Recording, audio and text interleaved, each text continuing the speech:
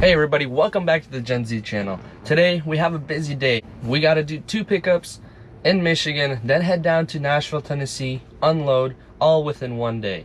We are gonna have to load up 8 vehicles today, so it's gonna be a busy day.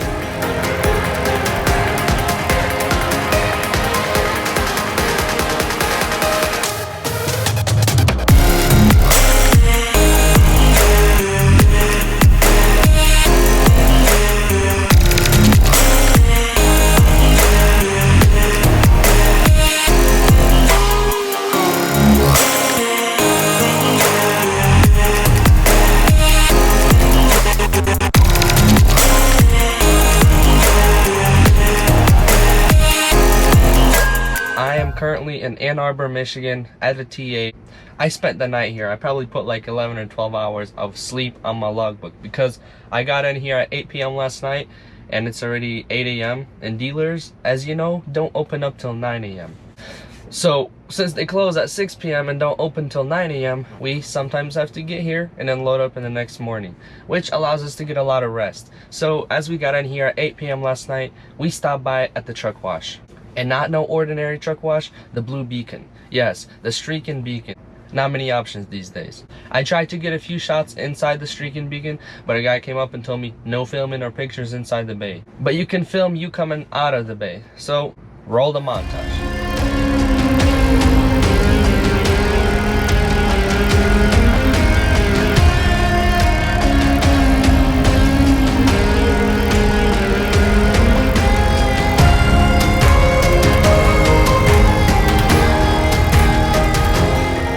Since we had a bunch of time, we washed the truck. This truck was filthy dirty, and let's head on out and let's check out the outside of the truck, see how well of a job they did. It's a nippy morning out here. It's about 50 degrees, but at least we got the sun coming down. This thing is coming off of the truck. Some other driver glued it on here. This is not my usual truck that I drive. Yet again, I'm constantly hopping on different trucks, but that rubber piece is coming off. It's gonna be super glued or double-sided taped again. So there's the truck. Look at how nice it looks out here. It looks nice from further away, but let's take a closer look at it. Not so good. We got lots of dirt and grease there. Then we come this way, also lots of random stuff there that they didn't get off, and I asked them to do the inside of the trailer. What do we got here? Inside of the trailer, dirty. Gotta fix my straps. But what more can you expect from the streaking beacon? At least the truck is a little cleaner and we can work freely around the truck without having to get super dirty. Or maybe we will still get dirty. They did a not so good of a job on the trailer as usual.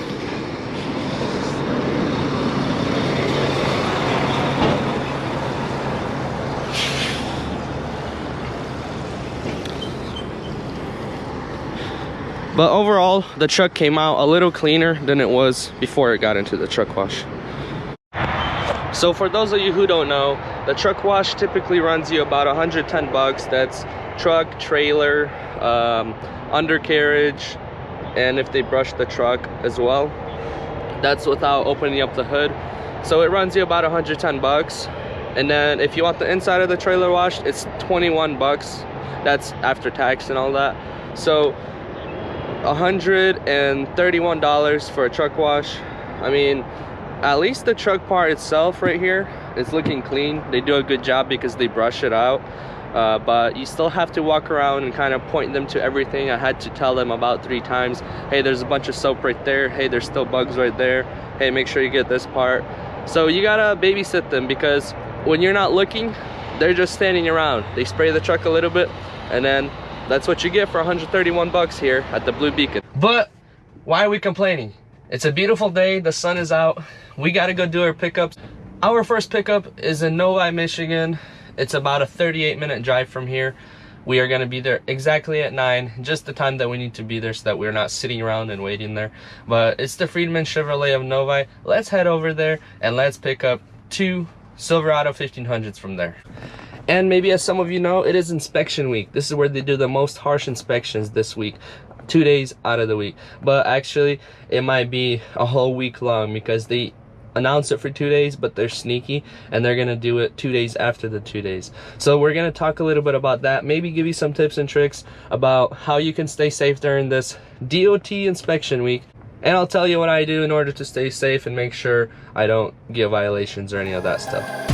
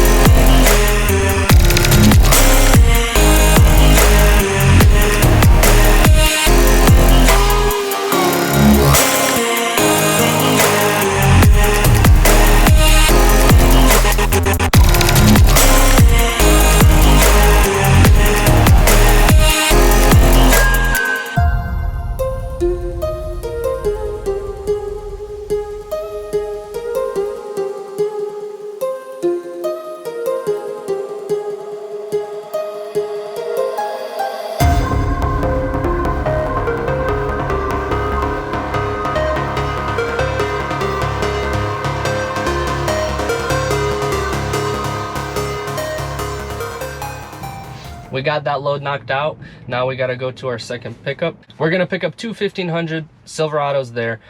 I had an interesting situation happen to me at this first pickup. So I could have either backed into the dealer or park on the right side of the road, across the road where a new lane begins. And so I parked on the right side of the road. As I was sitting there printing my paperwork, literally an officer from the building that I was parked next to, it might be a police office building, it might be a government building that I was parked next to across the road. A guy pulled out in a police car, turned on his lights, and as I was telling you guys earlier about the DOT inspection weeks and all that stuff, I thought that he was gonna inspect my vehicle right there, right then. But that's not what happened. He just walked up, he's like, hey, you need to get out of here, don't park here. I understood that. I'm like, okay, I'm gonna have to back up into the dealer. He's like, I can't hear you, turn off your truck. So when an officer approaches you in that type of way, you obviously can see that he's playing his game of power when he's talking to you like, do this, do that, do that.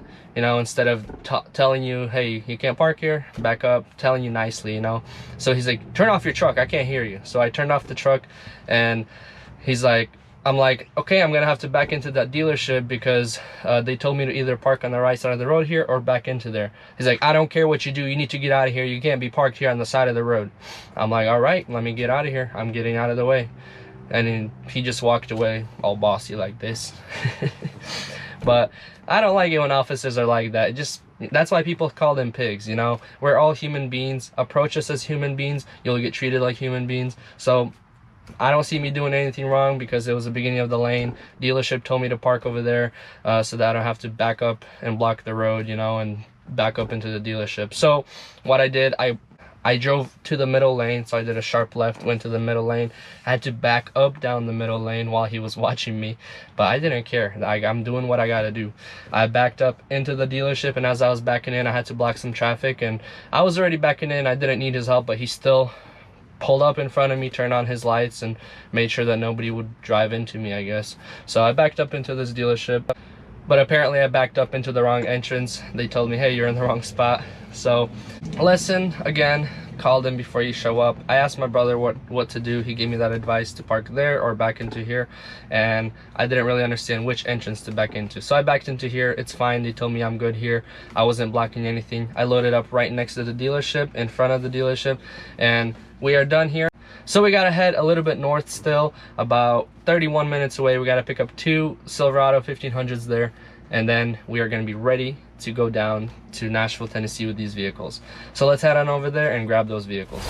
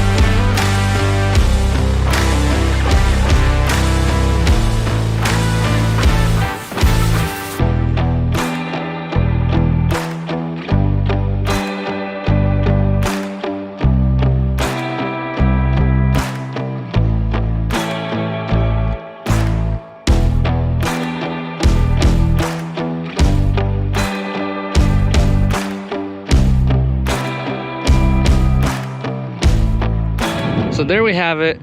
We got a fully loaded truck, 8 vehicles, 2 Silverado 1500s, bunch of Equinoxes and Blazers, and 1 Trax.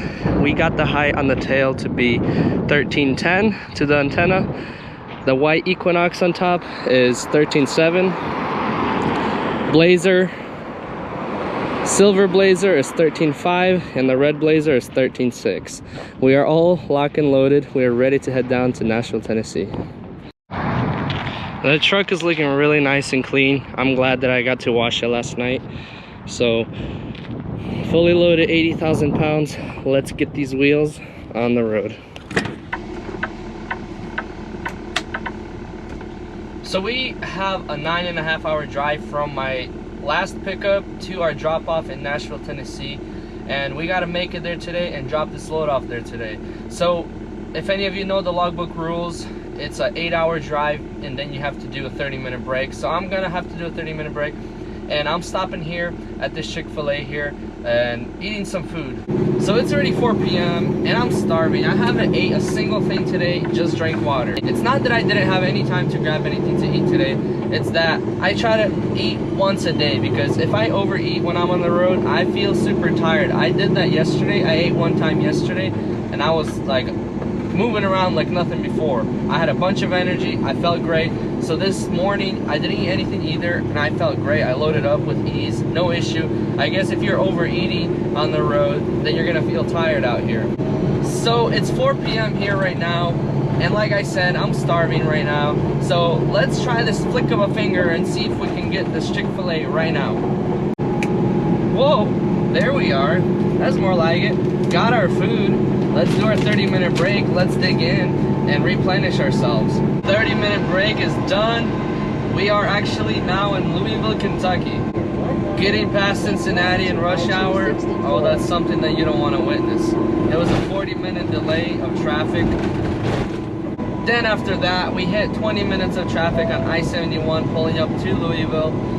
I should have just went through Lexington, Kentucky, because Lexington, Kentucky is 20 minutes longer, but you avoid a lot of bumpy roads, a lot of construction sites. So we lost approximately almost an hour after we finished Cincinnati traffic and Louisville traffic. Let's talk about DOT Inspection Week. It's time for that. DOT Inspection Week, also known as DOT Blitz Week, is where DOT inspects vehicles for a 72-hour time period. They conduct a total of 15 vehicle inspections every minute around the United States. The DOT inspection includes the driver, the truck, ELD, suspensions, tire wear, securement of the load, whether it's proper or improper, and many other miscellaneous things. Now, of course, as a company, you should be already following all of these rules and regulations, but especially at this 72-hour time period. What does that mean? Drivers, if you're driving the truck, really good pre-trip inspection every morning. Do a walk around. You pull up to the fuel island, or you just wake up, get up, walk around the truck, check your tire pressure. You might have a flat tire. Make sure you check it, because even for low PSI, you will get a violation and you can be put out of service. So walk around the truck, load securement, double check all your straps all the time, make sure nothing is loose, make sure all your straps are on that are supposed to be on. The biggest thing you want to watch out for that DOT gets a lot of people for is logbook. You want to be extra careful with your logbook during DOT Blitz. That means little to no use of personal convenience unless absolutely necessary. Making sure that at the end of every day you go through and edit your logbook, mark all your loadings, unloadings, off duties, on duties, and have a good description on it. Another thing that a lot of drivers forget to do is put load numbers on the days that they took the load. So in the ELD, you got to open up a form where you put in what trailer you're carrying and where you put in what load number you're doing. So you gotta put in your load number, BOL number, pickup number, whatever it is. Check your tire wear, check your suspension, check and make sure nothing is dangling under the truck. Make sure everything is working properly, and if you sense something that is wrong, get it fixed. Stop by a home if you can, get it fixed, or try to not drive these 2 days. And if you sense that something is wrong, you see something broken, you see something loose, rather get it fixed instead of getting a violation, a bad company score, and a ticket that you gotta pay for. Basically, make sure everything is running great. Logbook, you, and your truck. And if you're just a driver and something's wrong, make record of it, send it to your company, say, hey, this and this needs to be fixed. This and this is wrong on the truck, tire wear is bad, or I got an issue with this or that. Let them know, because then if you do get an inspection and your company could say that this is your fault for not noticing this earlier. So make record of that. Those are some of the quick tips and tricks of DOT inspection week, of watching what to watch out for. That's it for the DOT inspection news. You know, it's just a bunch of nonsense and bogus. We all out here just trying to make a living, that's all it is. But do it safe. Let's get on with our day. We are past Louisville, as I was talking to you guys about all that stuff, and we are supposed to be unloading today in Nashville, Tennessee. But guess what? We aren't making it there. They close at 10 p.m. It's showing me I'm gonna be there at 9:30, and that's not enough time for me to unload the whole truck and pull all the vehicles inside the gates. It'll take me 30 minutes to unload, but to pull them in the gates sometimes takes us an hour. We have a driver that's up ahead of me about 15 minutes, and me and him have been talking about stopping by, grabbing some food, maybe getting some Olive Garden or something like that, reconnect. This job is already too tough on us. You just gotta chill sometimes, you know, take a chill pill. So the sun is about to go down. Let's keep on rolling.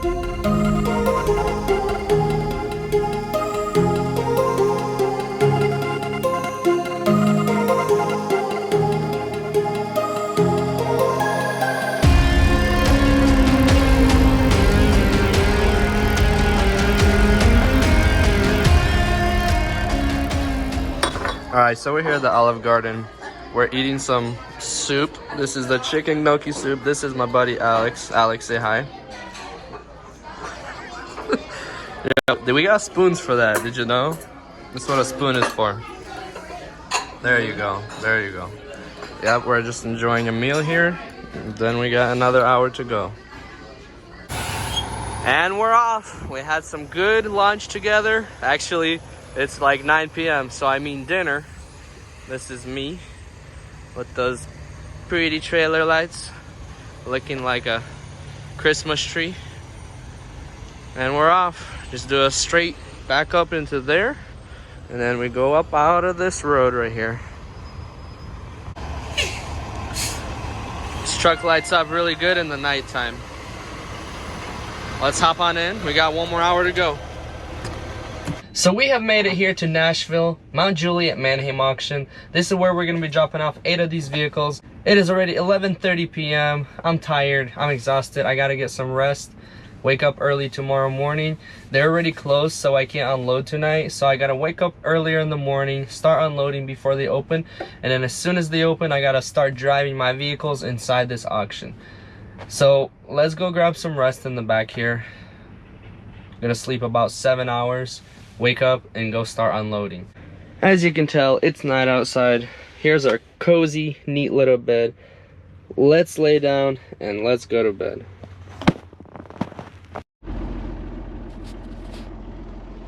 Ooh, look at that. It's already light outside. That was quick. Good morning. Let's go unload. So we're out here. We got all the straps undone already. It's a nice day. It's shorts and shirts type of day.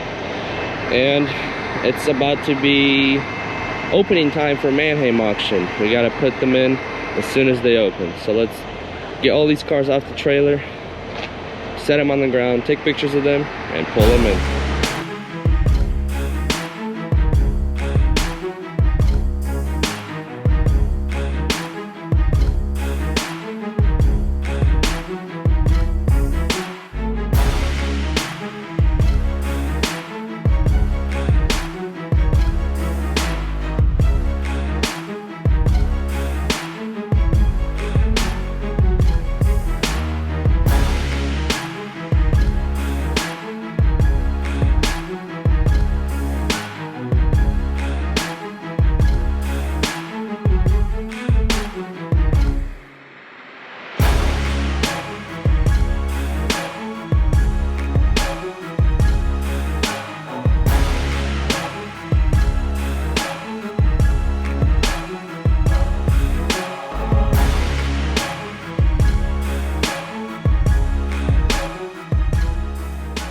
So you know what they say, teamwork makes the dream work. That's right.